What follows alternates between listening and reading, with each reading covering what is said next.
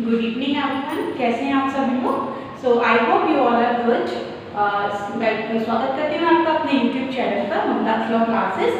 तो जैसा कि आपको पता है हमारा एवरेज एक्ट चल रहा है और उसमें हम लोग कंटिन्यू कर रहे हैं अपना relevancy of fact which is from section 5 to 55 और उसमें हमारा एक टॉपिक है जिसको है एक्सपर्ट ओपिनियन।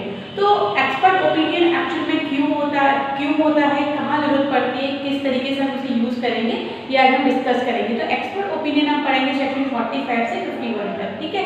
तो बेसिकली ये चैप्टर थोड़ा सा ये एक्चुअली जो टॉपिक है थोड़ा बड़ा हो जाएगा, इसलिए हम इसे थोड़ा दो पार्ट में डिवाइड करके पढ़ेंगे। आज हम जो पढ़ेंगे हम एक्सपर्ट ओपिनियन और hand writing of the expert, ठीक है। तो हम देखते हैं सेक्शन 45 से सेक्शन 47 तक आज के टॉपिक में, फिर इसके बाद कंटिन्यू करेंगे हम नेक्स्ट टॉपिक में, ठीक है। तो हमारा आज का टॉपिक क्या है, सेक्शन एक्सपर्ट ओपिनियन। देखिए एक्सपर्ट ओपिनियन में क्या होता है, पहले तो हम ये डिस्कस कर लेंगे कि एक्चुअल में एक्सपर्ट होता कौन है, ठीक है। और एक्सपर्ट जो हमारे लॉ में एक्सपर्ट के बारे में बताया गया है वो कहाँ पर किस चीज में हम इसको यूज कर सकते हैं, ठीक है। तो पहले तो हम डिस्कस कर लेंगे कहाँ से पढ़ेंगे, सेक्शन 45 से लेके सेक्शन 51 तक ये हमारा पूरा टॉपिक है, ठीक है। अब इसमें हम कहाँ से पढ़ेंगे, सेक्शन 45 पढ़ेंगे, सेक्शन 46 पढ़ेंगे, section 47 and also section 45A, ठीक है। तो हम ये चार सेक्शन आज हम पढ़ लेते हैं। सेक्शन 45 क्या कहता है कि हु इज एक्सपर्ट, एक्सपर्ट कौन होगा। तो एक्सपर्ट वो होगा, पहले तो देखो हम इसको टॉपिक में डिवाइड कर लेंगे। कभी भी हम जैसे कोई टॉपिक लिखते हैं, जैसे मान लीजिए मेंस में क्वेश्चन आता है कि एक्सपर्ट कौन है उसके बारे में बताइए और किस किस तरीके से हम एक्सपर्ट के द्वारा दिए गए ओपिनियन को यूज कर सकते हैं, ठीक है। तो सेक्शन 45 हमारा कहता है हु इज एक्सपर्ट, ठीक है। हु इज एक्सपर्ट, एक्सपर्ट के लिए किसी भी क्वालिफिकेशन की जरूरत नहीं पड़ती है, ठीक है।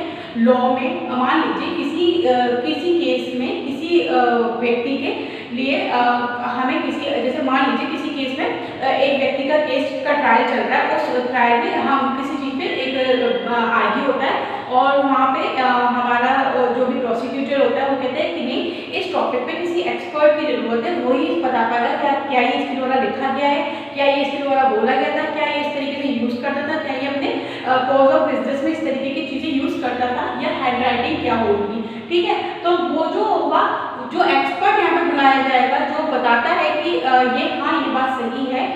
जैसे मान लीजिए जैसे कोई हैंड राइटिंग के बारे में हो, हैंड राइटिंग के लिए वो व्यक्ति उपस्थित नहीं है, उसकी हैंड राइटिंग नहीं दे रहे, तो हम वहाँ क्या करते हैं, हम किसी एक्सपर्ट को बुलाते हैं। एक्सपर्ट को बुलाने के बाद उसकी हैंड राइटिंग, अब उस एक्सपर्ट की हैंड राइटिंग को कैसे कोरोबरेट किया जाएगा, उसके लिए क्या करना होगा हमें, उसके लिए हमें सिंपल सा ये करना होगा कि पहले से हम ये देख लेंगे कि उस व्यक्ति के द्वारा कभी उस एक्सपर्ट के साथ या उस व्यक्ति के साथ कोई ट्रांजेक्शन हुआ हो या उसने कोई डॉक्यूमेंट के थ्रू उससे कुछ लिखा हुआ या देखा हो या वो इस किसी भी कॉज ऑफ बिजनेस में उसके साथ रहा हो, तो वो उस हैंड राइटिंग को समझ पाए, उस हैंड राइटिंग को बता पाए कि हाँ ये हैंड राइटिंग उसी व्यक्ति की है जिसकी बात यहाँ पे कही जा रही है, ठीक है। तो हमें तो सबसे पहले बात क्या आएगी, एक्सपर्ट में नो क्वालिफिकेशन,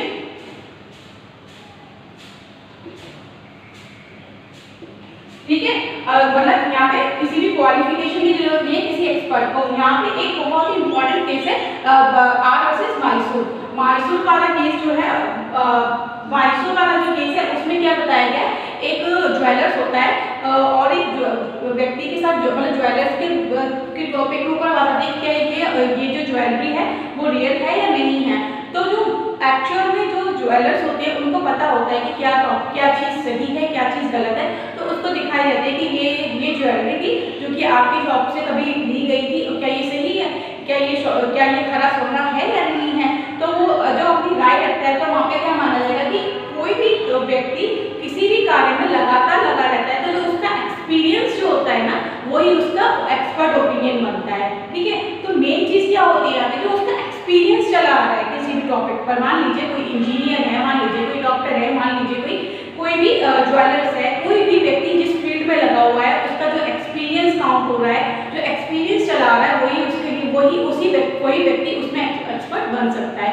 तो ये मैसूर वाले केस में क्या था कि वो ज्वेलर्स जो था वो उसने देखते ही बताया कि हाँ ये चीज़ रियल है, तो क्या मान लिया जाएगा, तो वो एक्सपर्ट मान लिया जाएगा और वो उसका कोरिलेशन कर सकता है उसको।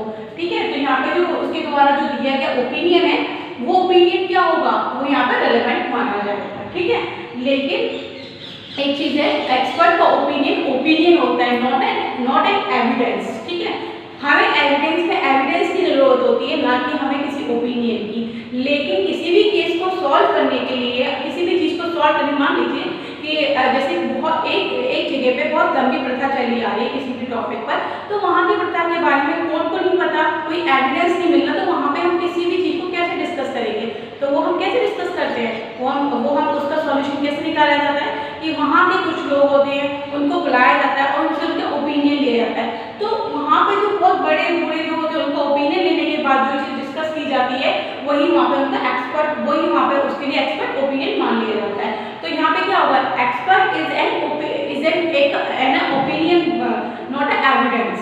ठीक है, जो भी उसके द्वारा किया जाएगा वो क्या होगा, ओपिनियन होगा, उसका एविडेंस नहीं होगा। ओके, तो क्या हो गया यहाँ पे उसका not evidence, it's only a opinion of person।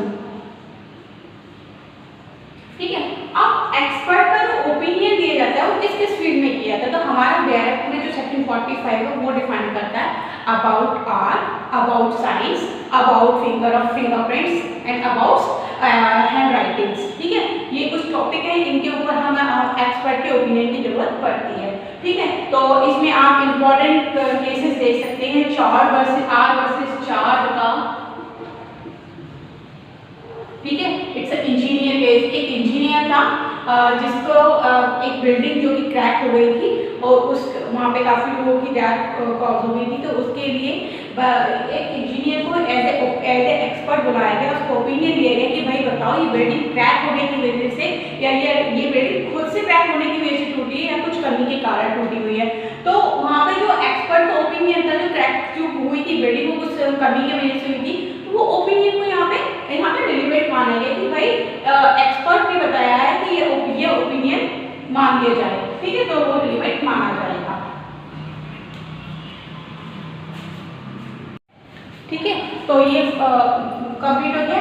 इसके इलस्ट्रेशन हम देख लेंगे कि एक व्यक्ति को विष द्वारा मारा जाता है। अब यहाँ पे वो व्यक्ति विष के द्वारा मरा, तो यहाँ पे एक एक्सपर्ट को बुलाया जाता है और इस एक्सपर्ट से पूछा जाता है कि ये व्यक्ति किस तरीके से मरा। तो उसके शरीर से, उसके मुंह के द्वारा झाग का बाहर आना, उसका शरीर नीला पड़ना, ये सब ओपिनियन एक एक्सपर्ट देता है कि ये सब जो होता है ये सिर्फ जहर देने की वजह से होता है, और उसका जो स्लाइवा निकला था उससे उसने चेक किया तो पता चला कि ये जो व्यक्ति है वो मारा गया, किस वजह से मारा गया है, विष के द्वारा मारा गया।